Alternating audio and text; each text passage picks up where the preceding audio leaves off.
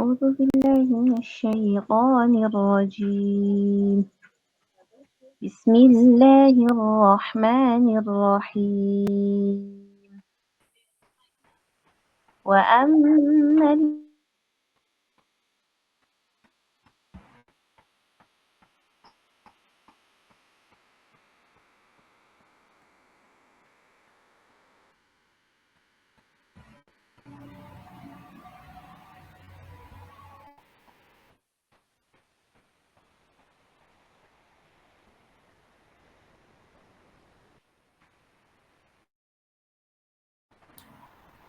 Zara, we are not hearing now.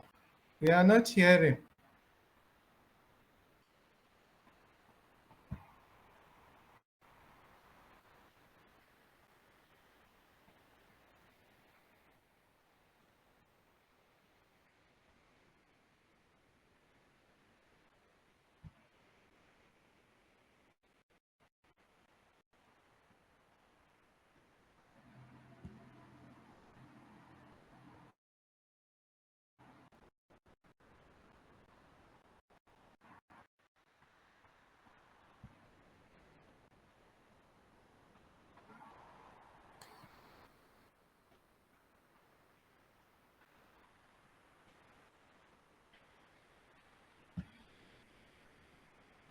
I think we have lost.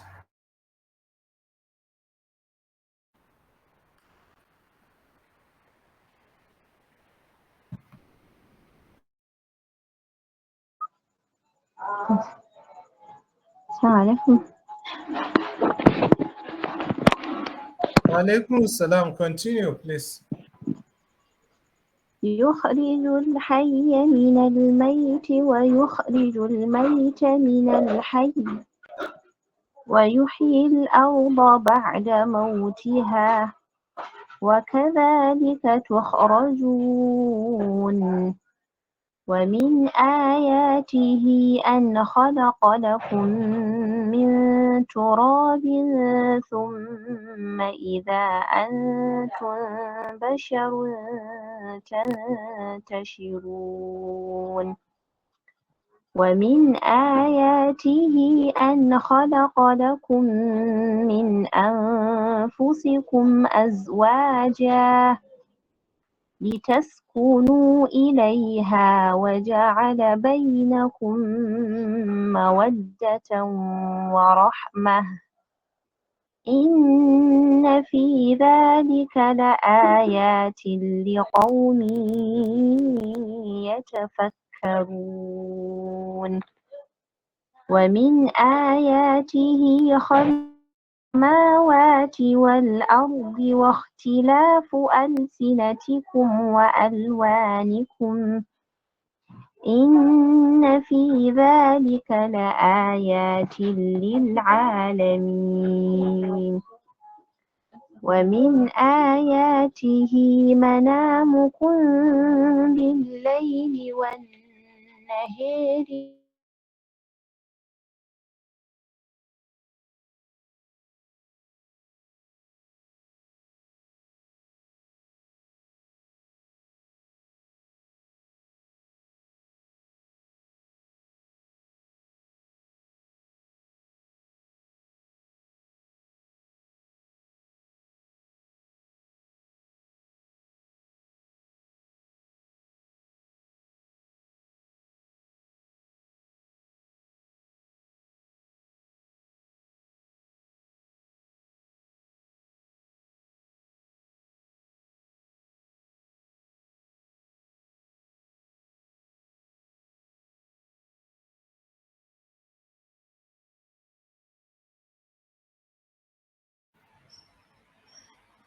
Zara, we are not hearing.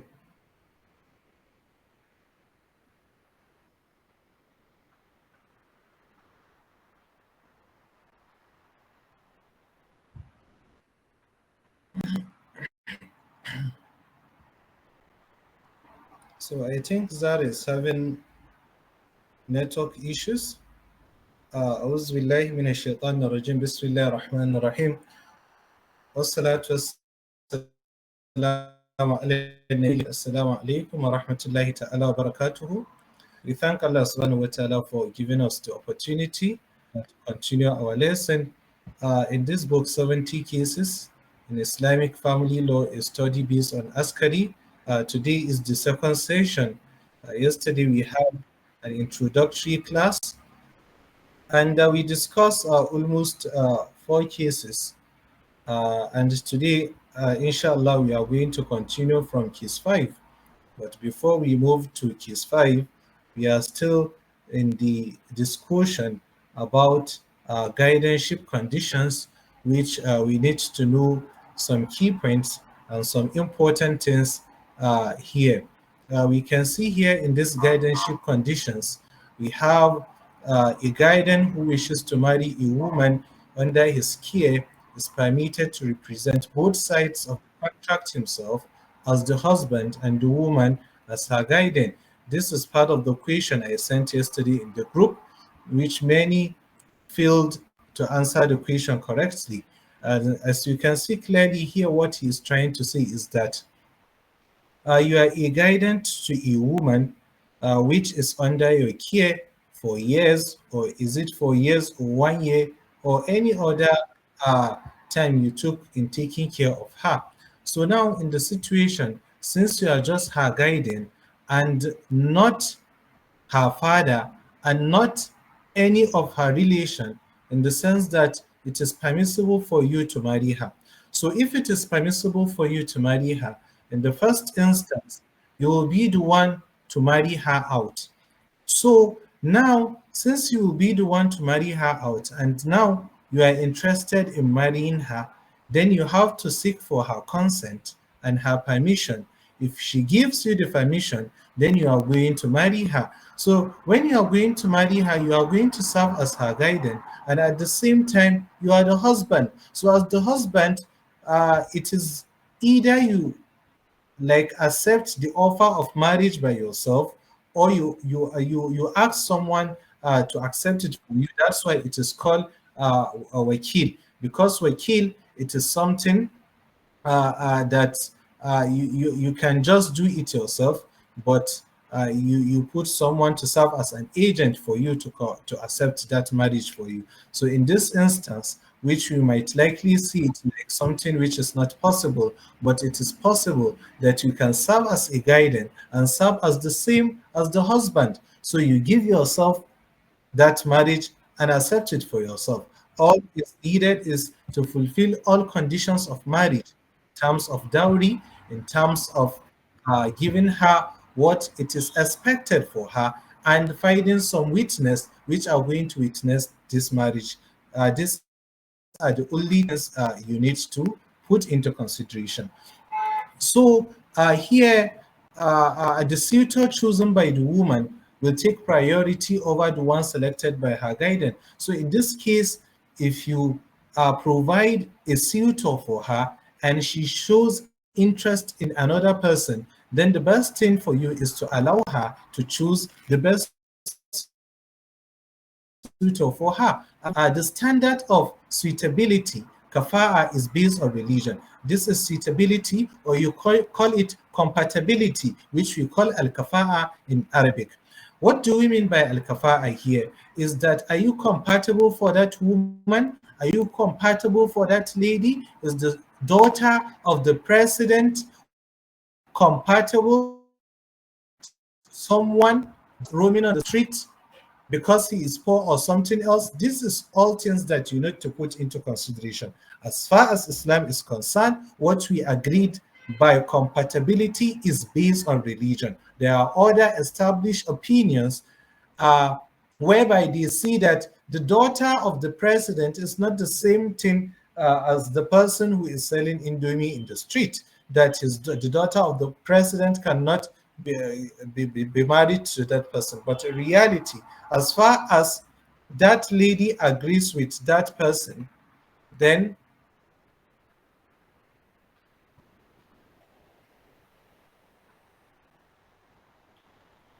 that lady agrees with that person. Please, all videos should be off and all microphones should be off. So as far as that person agrees that lady agrees with that husband. So also the right to determine suitability belongs to both the woman and the guardian, and they may agree to forgo it. So if the daughter said that she's going to marry someone with who did not even attend, stop his education in secondary school, then she is the one that chooses for herself. As far as he is a Muslim, then it is acceptable in Islam. So these are some of the things which are very important that we need to know.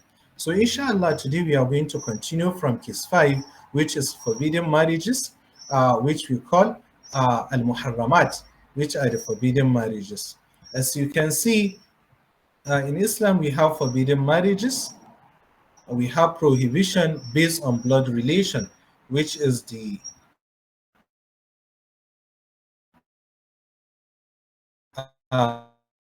nasab that agreed for you to marry them. Allah subhanahu wa ta'ala is saying in the Holy Quran, Bismillahir Rahmanir Rahim, Hurrimat alaykum ummahatukum, Hurrimat alaykum ummahatukum wa banatukum wa akhakum wa khalatukum wa banatul akhi wa banatul ukhti wa ummahatu nisaikum وأمهات نسائكم وربائبكم اللاتي في حجوركم من نسائكم اللاتي دخلتم بهن فإن لم تكونوا دخلتم بهن فلا جناح عليكم وحلائل أبنائكم الذين من أصلابكم أن تجمعوا بين الأختين إلا ما قد سلف. Here in Surah 2, Allah subhanahu wa ta'ala is saying that it is prohibited to you for marriage your mothers, your daughters, your sisters, your brothers, sisters, your sisters, daughters, among others. All these people are prohibited for you with relation, with blood relation. So any of this, you are not entitled to marry any of this that is mentioned in this verse of the Holy Quran. Also, the mothers and the grandmothers, the daughters and the granddaughters, the sisters, and the niece, the aunties, all this that you have direct blood that's accepted for you to marry them. It is stated clearly in the Holy Quran. Also, we have the prohibition based on marital ties, which is the musahara, is prohibited due to marital ties. We all know it is still stated in the Quran, وَأُمَّهَاتُكُمُ اللَّاتِي أَرْضَعْنَكُمْ وَأَخَوَاتُكُم مِّنَ الرَّضَاعَةِ وَأُمَّهَاتُ نِسَائِكُم.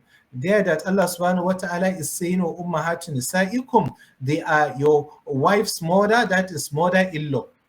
Because once a marriage contract is made, a man is prohibited from marrying his wife's mother.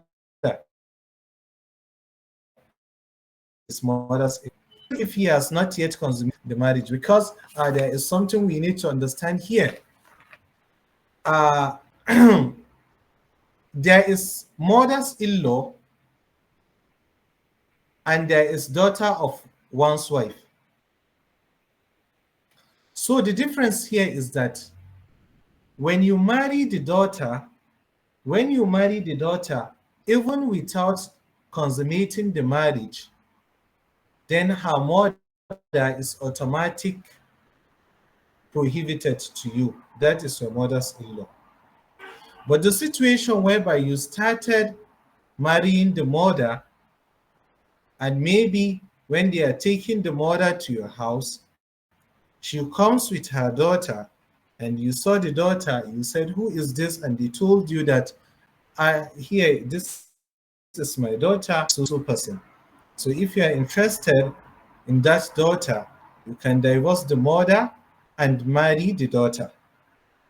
But in a situation whereby you married the daughter first, then you are not entitled to marry the mother, because with immediately after the marriage contract, then the mother is now prohibited to you.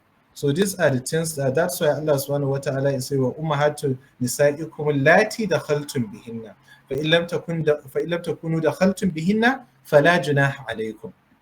As you may see in the verse, and prohibited are your stepdaughters under your guardianship, born of your wives to whom you have gone in, but there is no sin on you if you have not gone into them. So we have the third prohibition. Don't forget that the first prohibition we said is based on relation, and the second prohibition is based on uh, uh, uh, what do we call it? Uh, Musahara, that is being an ill to someone. And the third one here is prohibition based on breastfeeding. That is wa akhawatukum allati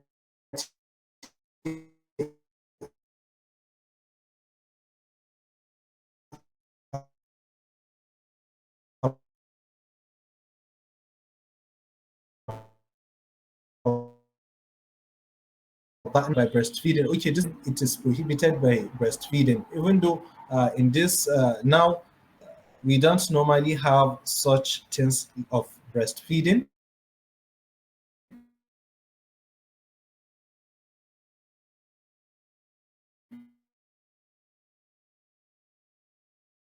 Just like whereby there is this prohibition, then you have to comply with it.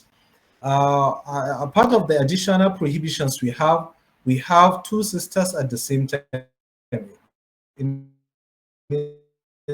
Islam, it is not permitted to marry two sisters, whether they are Jamian sisters, they are consanguine sisters, or they are uterine sisters.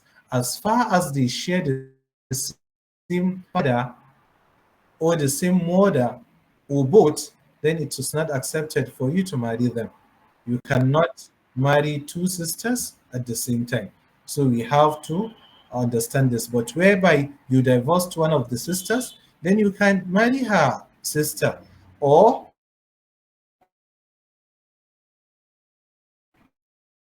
the other one. So let's take note of this. Uh, also, you cannot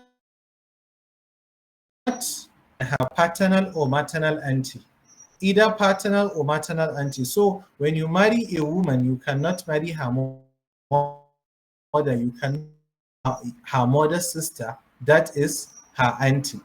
Also her father's sister, which is her paternal auntie.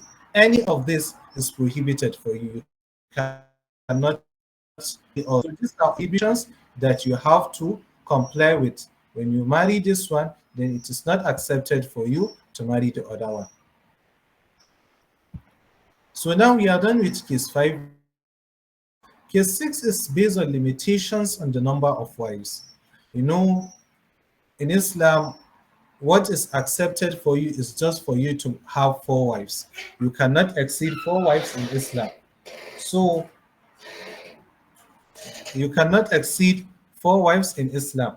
So Allah subhanahu wa ta'ala is saying, فَانْكِحُوا مَا طَابَ لَكُم مِّنَ النِّسَاءِ مَثْنَى وَثُلَاثَ وَرُبَاعَ فَإِنْ خِفْتُمْ أَلَّا تَعْدِلُوا فَوَاحِدَةً أَوْ مَا مَلَكَتْ أَيْمَانُكُمْ ذَلِكَ أَدْنَىٰ أَلَّا تَؤُولُوا. Then that Allah subhanahu wa ta'ala is saying, then marry those that please you of other women, 2 or 3 or 4. But if you fear that you will not be just, then marry only one. So what we are saying here is that you cannot marry more than 3 or more than 4 wives.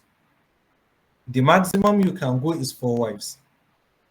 So if a man has 4 wives and decide to divorce one of them, maybe he saw another woman and he wanted to marry her, then he divorces one of the wives, but a revocable divorce. What do you mean by revocable divorce? Is 1 or 2 divorces, which is revocable. So in that situation, he cannot marry another woman until the waiting period, that is 3 menstrual cycles, is over. Okay? But if it is irrevocable divorce, then he is allowed to marry her, because there are those who have that kind of habit. They have 4 wives. When they see a new woman and they are interested in marrying her, then they send away the one that they are sitting together and get another one. So this is that you cannot get four wives at the same time. And when like for the non-believers who have more than four wives and they revert to Islam with maybe 8 or 10 wives, in that situation they are going to choose only four to stay with them, and for the other remaining wives they have to exercise patience. Here we have case 7, which is proposals during the waiting period. In Islam, it is haram. It is haram for someone to propose during the waiting period. A woman in her waiting period, whether due to divorce or death of her husband, cannot be directly proposed to for marriage. Uh, Allah subhanahu wa ta'ala is saying, uh, Allah subhanahu wa ta'ala is saying, and there is no sin on you if you hint at to it or conceal it to yourself. This verse is in Surah Al-Baqarah. وَلَا جُنَاحَ عَلَيْكُمْ إِذَا وَلَا جُنَاحَ عَلَيْكُمْ فِيمَا أَرَدْتُمْ بِهِ من خطبة النساء أو أكننتم في أنفسكم علم الله أنكم كنتم تختانون أنفسكم. So what we are trying to say here is that you can propose to a woman indirectly when she is in her waiting period, because it is a great sin for you to propose to a woman when she is in her waiting period, and there are consequences behind that, which we are going to see. Among the consequences is that here in case 8, marital intercourse with a woman in her waiting period. And before even this intercourse, you have to know that when you marry a woman, you propose to a woman in her waiting period, then the moment it is realized that you proposed to her in her waiting period, then that marriage is going to be annulled. It's going to be annulled whether there is consummation or not. But the most serious case is here in case 8, whereby a man unknowingly has a marital affairs with a woman in her waiting period. Whenever this happens, then you should know that this woman is forbidden for you permanently. She is forbidden for you permanently, because our fear here is when she takes a pregnancy, you cannot differentiate that this child belongs to who. Maybe I'm going to share a story with you. What we are seeing here is that when a woman is in her waiting period, that waiting period, is it for idda? Is it for idda? That is the mourning period, or for this 3 menstrual cycles? That is the idda. The other one is called ihdad. So you are not allowed to marry her. The reason and the secret behind that 3 menstrual cycles is for we to understand whether this woman is pregnant or not.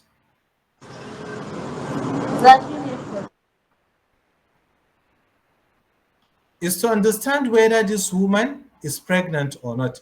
So let me give you a short example or story that just happened. In fact, I was the one who was asked this question 2 months ago. It is a lady that married to one guy, but the guy did not inform his father about the marriage until after the marriage. Then the father said he did not agree with that marriage, even though the marriage is valid, because as a husband or as a groom, you can get married to a woman since you are just the one who you are going to accept your marriage, not like a woman who cannot marry to any other person except with the consent of the father. So after that, his father said that he did not agree with that marriage, that that marriage has to be annulled, or he has to divorce her. So the father said that he has to divorce that lady. And she is not taken to his house, but they find their way out. They meet in another place and had their marital affairs, even though it's not known in their house. Then he later on divorces her. So the ruling of Islam here is that this wife supposed to stay for 3 months or three menstrual cycles. But she did not do that because she had a marital affairs with this her husband that his father forced him to divorce her. So they asked him whether there is any relationship between him and her, and they both claim that there is nothing between them. So her father got her another suitor, and she continued to keep quiet, and they made another marriage contract between her and another guy. Even though before then, they went to a scholar and they asked her, they did not call the husband actually, but they asked her that, is there any marital affairs that enters between them? And she claimed that there is nothing. So until after that she was gotten married immediately after a week with her first marriage. After a week, she got married to another person, because if there is no marital affairs, it is accepted for them to get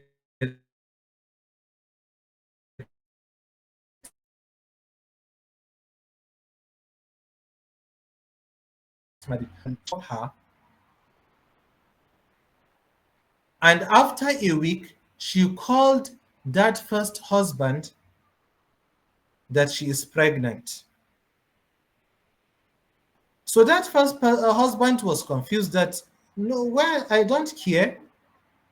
You're supposed to inform them that you are still my wife, and so thing and so thing, that I was forced and whatever. So now the problem here is that he called to ask me that what is the ruling for their marriage. I told him that in the beginning, that second marriage is invalid. From the beginning, that second marriage is invalid because she's supposed to stay for her waiting period of 3 months or three menstrual cycles, but she refused to do that. She went and got married to another person. So a woman cannot get married in that situation. She has to wait. Because what we are afraid of is for her to go and take another pregnant, which we cannot differentiate that this child, is it for the first husband or for the second husband? And this is the situation they are still in, which I told them the ruling of Islam in that. So this is very important. When a woman is in her waiting period, she should not be proposed and she should not get married. So this is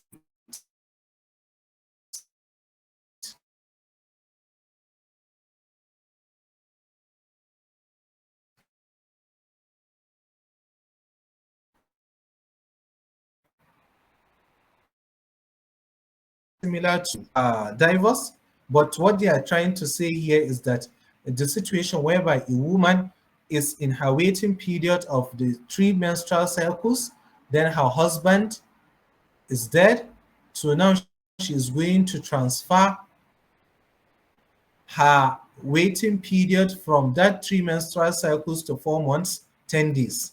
So we have other cases on it in the subsequent part. So now, conditions for a mubtuta, a woman who has been irrevocably divorced, which is going to be. What we are saying here is that in Islamic law, the rule that a woman who has been irrevocably divorced must marry another man and consummate that marriage in a lawful and valid manner before remarrying her former husband, based on Islamic, Quranic, and prophetic guidance. Allah subhanahu wa ta'ala is saying, فَإِنْ طَلَّقَهَا فَلَا تَحِلُّ لَهُ مِنْ بَعْدُ حَتَّى تَنْكِحَ زَوْجًا غَيْرَهُ فَإِنْ طَلَّقَهَا فَلَا جُنَاحَ عَلَيْهِمَا أَنْ يَتَرَاجَعَا إِنْ ظَنَّا أَنْ يُقِيمَا حُدُودَ اللَّهِ. That if a husband divorces his wife irrevocably, that is 3 divorces, he cannot after that remarry her until after he has completed his marriage, and that marriage must be consummated before he can take her back. Allah subhanahu wa ta'ala also said in Surah Ahzab that Ya ayyuhalladhina amanu idha nakahtumul mu'minat summa talaqtumuhunna min qabli an tamassuhunna fama lakum alayhinna min iddatin ta'taddunaha famatti'uhunna wa sarihuhunna sarahan jamilan, that if you divorce them, that is touch them, then there is no need for you to count a waiting period either for them. This is part of the case we treated, or we asked a question about it. Let's understand these things very clearly. There are two things here. If you marry a woman and you have not consummated that marriage and you divorce her, we don't care, is it one divorce, two divorces, or three? Then it is permissible for that woman to get married even in that day, even in your presence. So when you start talking about waiting period, is the situation whereby the marriage is consummated. But if that marriage is not consummated, then that woman is not going to observe any waiting period. Okay? So this is what this case is trying to tell you all about.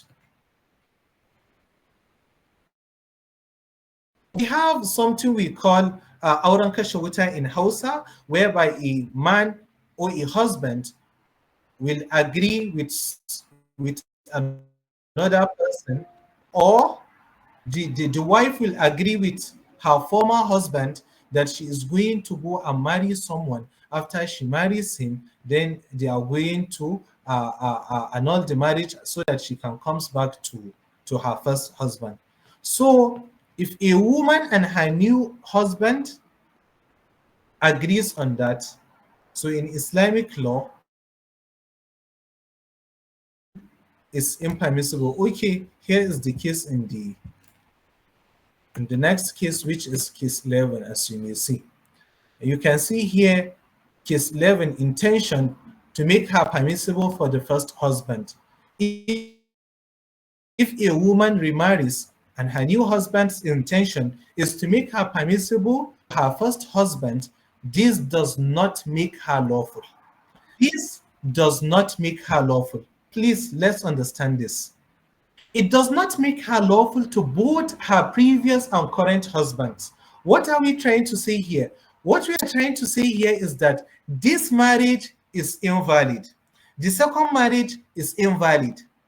Talk less of even validating for the first husband, because if this husband consummates the marriage, then he divorces her, whether one divorce or three divorce. After her waiting period, she can go back to the second husband.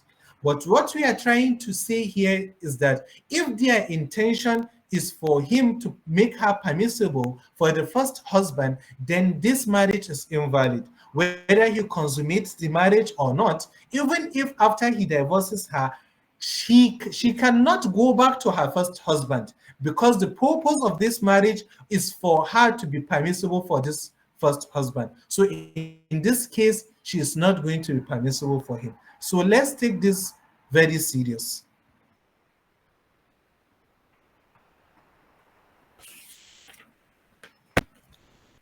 So now in case 12, invalid marriages. In Islam, we have invalid marriages. We have several forms of marriage that are considered invalid, even though they may resemble proper marriages in some ways. But these invalid marriages often violate essential principle of the marriage contract. So now let's take them one after the other. Now we have shigar marriage. Shigar marriage occurs when two guardians agree to marry off their respective wards to each other on the agreement that there is no dowry. In Arabic, we call it nikahu shigari, وهو أن يزوج الرجل ابنته على أن يزوجه الآخر ابنته وليس بينهما صداق. That the first father is going to marry out his daughter to his friend, and the friend is going to also marry out his daughter to his friend. But the problem here is that there is no sadak, there is no dowry between them. The problem is not that two friends are marrying out their daughters or they are exchanging their daughters. The problem here is the sadak, is the dowry. Because in Islam, there is no marriage is not valid, marriage without sadak. So the Prophet Muhammad sallallahu alaihi wasallam is saying, "La shigara fil Islam," that there is no shigar in Islam. So shigar in Islam is not accepted. If you must give your friend your daughter and he must give you your daughter in the same place, then there should be a dowry in between. If you put dowry in between, we don't. It doesn't matter whether whatever you want to do. The second one, which is very important, is temporary marriage, which we call talaq al-mut'ati. Talaq al-mut'a in the beginning of Islam is valid. So its definition is temporary marriage where the marriage is contracted for a fixed period. We don't care whether you call it nikahul mut'ati or you did not call it nikahul mut'ati, as far as you agree with a lady that I'm going to marry you for so period, we don't care. Did you say 1000 years, 500 years, 100 years, or 50 years, or 1 day, or 1 hour, or 20 minutes? We don't matter. We don't care. As far as you have set a fixed period for that marriage, then that marriage is invalid. And the union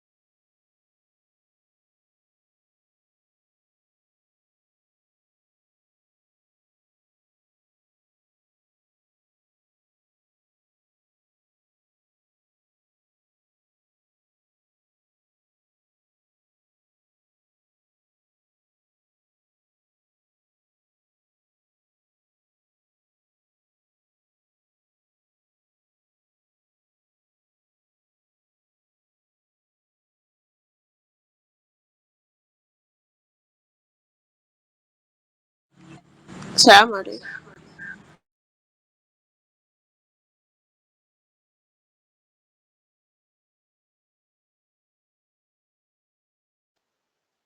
Assalamu alaikum. It's like Adam is having his meeting. Okay.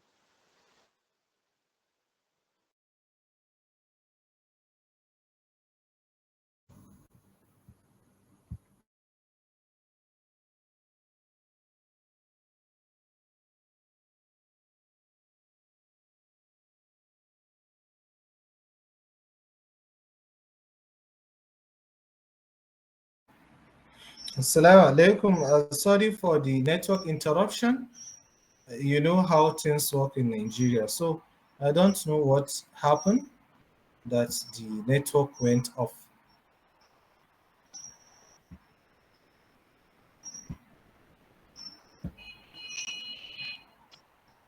Okay, I believe everything is back.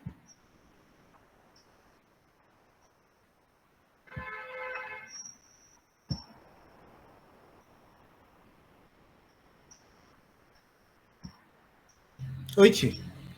So, what are we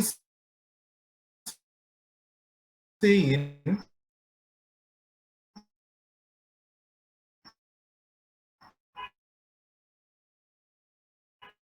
This temporary marriage now in Islam. The Prophet Muhammad sallallahu alaihi wasallam is saying, "Ya ayyuhan nasu inni qad kuntu adhantu lakum fil istimta'i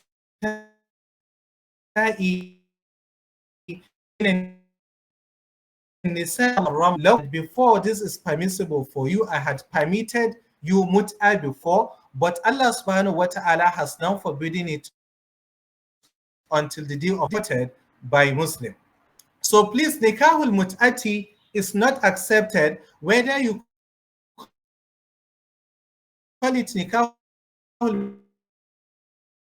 in him for it, you should it is what is nikahul mut'ati is something that you set a period for it, even if it is for 5 minutes. Because someone once called me that he is going abroad for his studies, can he agree a lady and get married in fear of performing or doing fornication? I told him that this is nikahul mut'ati and it is not permissible. Okay, we have another one which we call secret marriage, Sharia. The secret marriage is a secret marriage, is a you couples agrees to keep the marriage hidden from the public. You marriage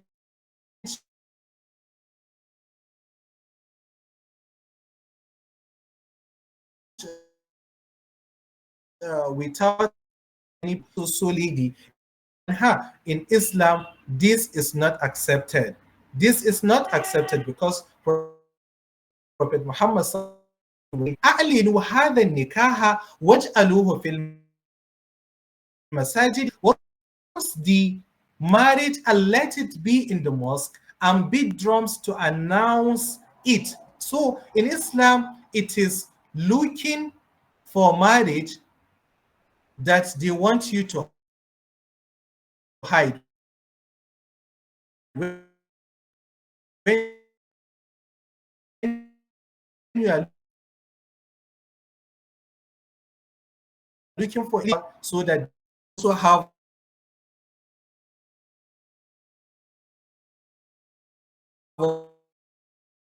what we call the husband contracts. There is none must come in the day or you must come in the night or you are going only coming to me 3 days weekly. All this, when you start seeing this kind of conditions, then know that kind of marriage is invalid, please. Okay, so we need to know the consequences of invalid marriages, because these forms of marriage are considered, all these marriages that are considered invalid, there are some legal consequences if intercourse or consummation occurs in this union. First and foremost, what we need to know is that the dowry, that is the mahar, must still be paid. Even though this marriage are invalid, but if there is consummation, to pay her dowry. That is one. Because dowry is a right which cannot be ignored, even if in an invalid marriage. Additionally, the punishment for fornication hudud is waived. What we are trying to say here is that when you went and have a nikahul sariya or nikahul mut'ati with someone,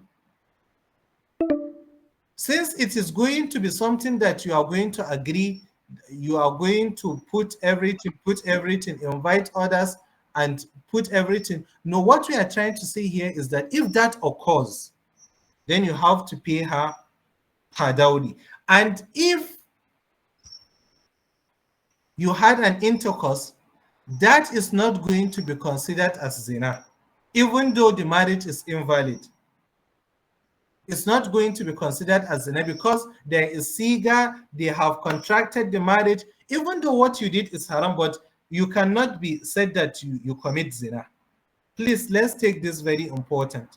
Moreover, if a child is born from such a union, the child is attributed to the father, and all the rights and responsibilities of parenthood are maintained.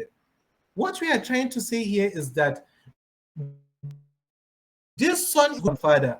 The father is going to inherit from the son, not like son of zina, which we don't even know him in Sharia, because he's not going to inherit from the father, and the father is not going to inherit from him. But this born out of nikahul sariya, nikahul mut'ati, nikahul shigari, then this son is going to inherit from the father, and he is going to be attributed to the father. He is going to be called with the name of the father. So please, this is very important. We should understand this. Okay? So, invalid marriages and annulment, any marriage that is unanimously deemed invalid by the Muslim community must be annulled through a process called fasku. We have something we call fasku, that is annulment. When we say fasku, that is the separation of marriage without issuing a divorce. So whether the husband like it or not, that marriage will be considered annulled. Whether he said, I divorce you or not, we don't care. That marriage is fasku, is annulment, then she is not his wife anymore. But if there is a difference in view, other scholars said that this marriage is supposed to be halal, and others said that this is haram, then when we agree that the marriage is not halal, then the separation should be based on divorce and not fasku. So this is very important. Conditions of marrying a slave woman as case 13. We don't have slaves now.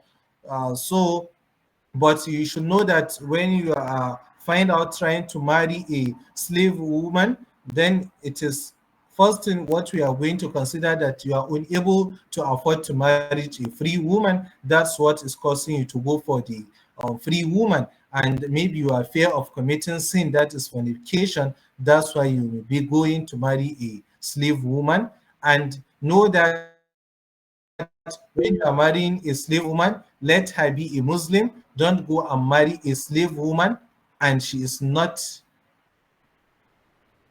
I saw a comment and the comment disappeared. Okay, maybe during we are going to go back to question and answer now. So when you are saying marrying those slaves women, there should be these conditions: inability to afford marriage to a free woman, then fear of committing sin, maybe because they will be cheaper in terms of spendings. So, and when you have a woman and you want to add another woman that is not free, which is a slave, then please, you have to inform your wife. That's why the author says if a man marries a free woman while he is already married to a slave woman without informing the former, the free woman has the right to annul the marriage. So she has the right, because their compatibility is not the same. So since their compatibility is not the same, then you have to inform the free woman that I'm going to mix you with the slave woman. So inshallah, I think so that we can entertain questions, we still have 10 minutes to entertain questions. So we are going to stop here. We are going to start from case 14. So if you have any question, you can raise your hand. And I saw one comment. The person who made a comment can raise his hand, please. Now, Mala Abdul Karim. So, assalamu alaikum warahmatullah. Alaikum assalam. Let me start by thanking God and thanking you for giving us these wonderful lectures. So the question here is that, as you mentioned that about Nikah al-Mut'at, okay, so it's an agreement between the two parties that the marriage will finish at so time. So when it is from one part, for example, from the groom's father. He just intended that. So I'll just get married to this woman, but maybe after 3 years, I'll just divorce her without informing her. No agreement between them. It's just from his side, one side of. So can we call it nikah mutati too, or what? No, we cannot. Yes. We cannot call him Nikahul Mutati because when you are talking about Mutati, it should be a agreement between the husband and the wife, or the husband and her guardian. So, but in the situation whereby he intended for himself, then we can just call him irresponsible person and all sort of names that we can call him, but it will not be considered as Nikahul Shagari. Assalamu alaikum. Alaikum salam.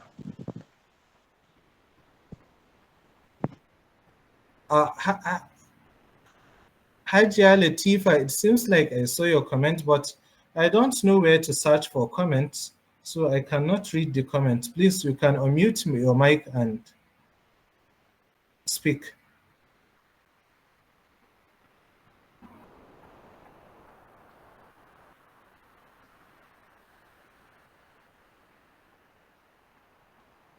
Please, those who have questions can raise their hands. Mala Anas. Assalamu alaikum warahmatullah. Wa alaikum assalam. Firstly, I want to say Jazakallah khairan for this wonderful lecture you've put together. May Almighty Allah reward you. Mine is just I want to know if there is this handout or the book for this lecture, if we can get a hold of it, so that at least we'll be following maybe after the lecture to still go through. Okay, inshallah, we are trying to. It is available here in Abuja and Zaria and Kaduna, so we'll try to reach all those who are interested. Assalamu alaikum. Okay. Wa Now, alaikum Hajia assalam. Latifa.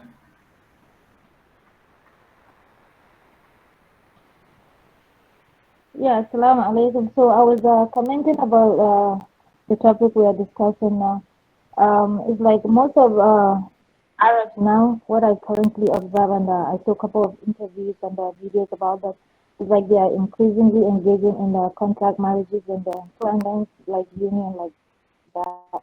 And I would love to share one or two of the videos I come across, which is so you can also, expand,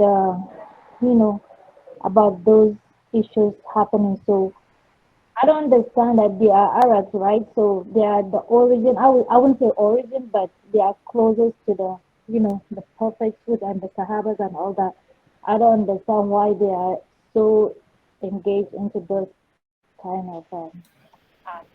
So it's kind of baffling, like, So I would like for you to see those videos. That way you'll be able to explain more in details with the group and all that. Okay, thank So, you. Thank you. inshallah, I'll Please, share that with you. mashallah, Yeah. thank you for the observation. Please, you can share the videos with me. When we are Yeah. talking about Arabs, the Prophet even spoke about them. So, when we are discussing about Islam, then we don't consider whether they are Arabs or not. Inna akramakum indallahi atqakum, because most of the things that they're supposed to be closer to Islam, but nowadays they are doing things that are even far away from Islam. In Islam, it does not want slavery at all. That's why whenever something happens in Islam, they will tell you, "Fakk raqaba." When you are going to do kafara, they will tell you, "Take raqabatin," because Islam does not want slavery. Islam does Yeah, not want slavery, but they are still engaging in these things, which is true. already agreed in Yeah, the way it is that. a person issue because they even just like you went if you go to a market to buy something, they make bargains on, okay, I'm gonna do 1 month, 3 months, like that. They bargain on how much they're gonna pay. Even in UK, I saw that those communities, the Arab communities and the Pakistanis too, those that are Muslims, they also engage in those acts. I saw the videos. I'll inshallah share with you. You see a lot of those cases. Okay, It's inshallah, so thank you. This is yeah, very bad. It's very bad. yeah. It is. It is. It's very bad. Thank you. You're welcome. Malama Jazakallah khair. Badiat.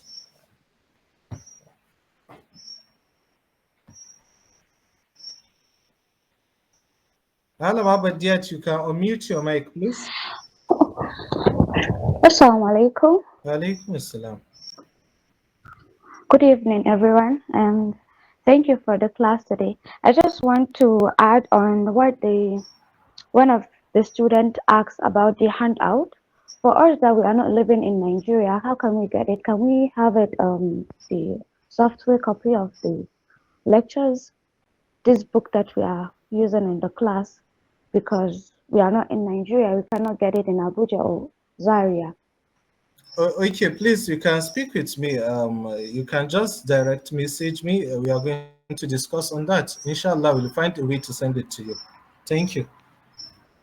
Okay, but how about we cannot get the software of it? We can get it, inshallah. Okay, thank you very much. Thank you. So, any other question? We have 3 minutes.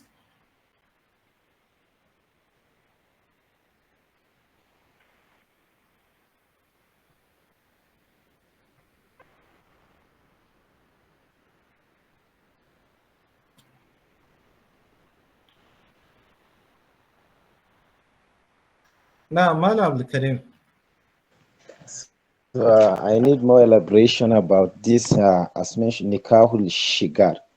So is there any way that we can just correct the marriage to make marriage valid? Yes, we can As correct there it. is like 3 categories of Nikahul Shigar.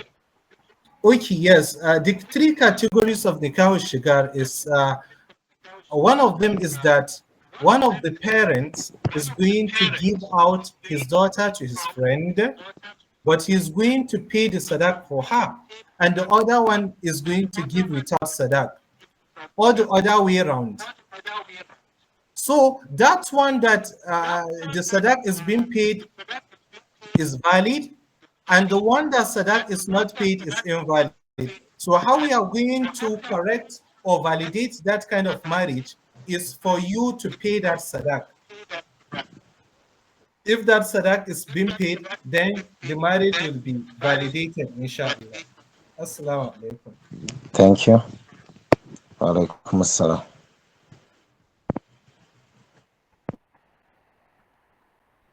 Malama Badiat, are you still raising your hand? Okay. In the absence of questions, since we still have 1 minute, we are going to stop here. Inshallah, we are going to meet next week by Saturday at exactly 9 p.m. And please, let's continue to be checking the group, because we will be putting questions and quiz in the Malama Halima, sorry, in less than 1 minute, the is going to go off because we have set it for only 1 hour. You can send a direct message or send a question to the group to me. Inshallah, is going to be addressed. So please, there will be questions in the group, and please to the questions. In this, we say Subhanaka Allahumma wa bihamdika ashhadu an la ilaha illa anta astaghfiruka wa atubu ilayka. Assalamu alaikum wa rahmatullahi ta'ala wa barakatuhu. Malama Halima, you can send your question directly or in the group, inshallah. Assalamu alaikum.